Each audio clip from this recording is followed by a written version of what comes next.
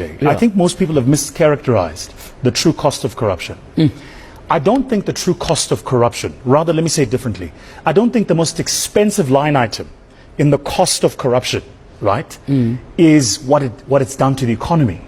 I think it's what it's done to sentiment and what it does to talent.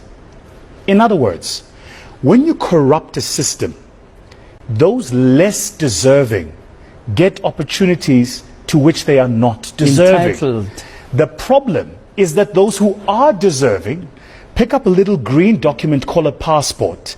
They get on a plane and go elsewhere. And they leave. Now, there are some people watching this who go, no, they must go. Let me tell you why that is the dumbest, most nonsensical thing I've ever heard people say. When you say, JJ must go, JJ is born in South Africa. The South African state educates him for 18 years to get his matric. Then, that same South African economy has built institutions of education. Let's assume JJ gets a master's. It's another 5-6 years of it.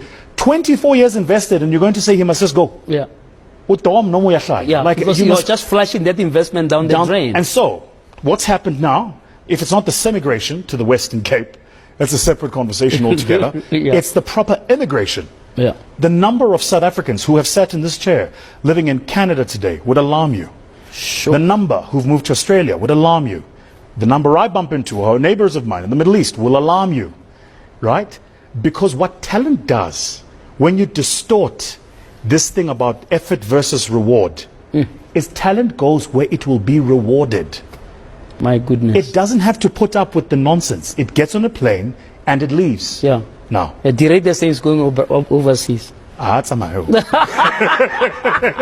But I think the point is this: the degradation is slow, right? So you don't feel it immediately. But trust me. Let me end it by saying this.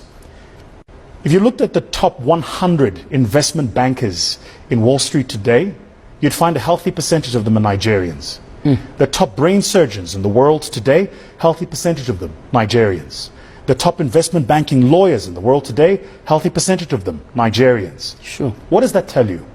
How is it that Nigeria is struggling with the issues it's struggling with, but some of the smartest people in the world are Nigerians? And then you look at where you'll find those Nigerians, and typically it's not in Nigeria.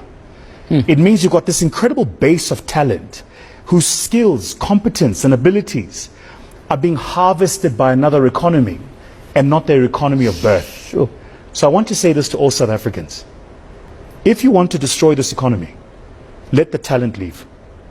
And mask it as whatever you want. No, let talent leave. There used to be a big debate about brain drain.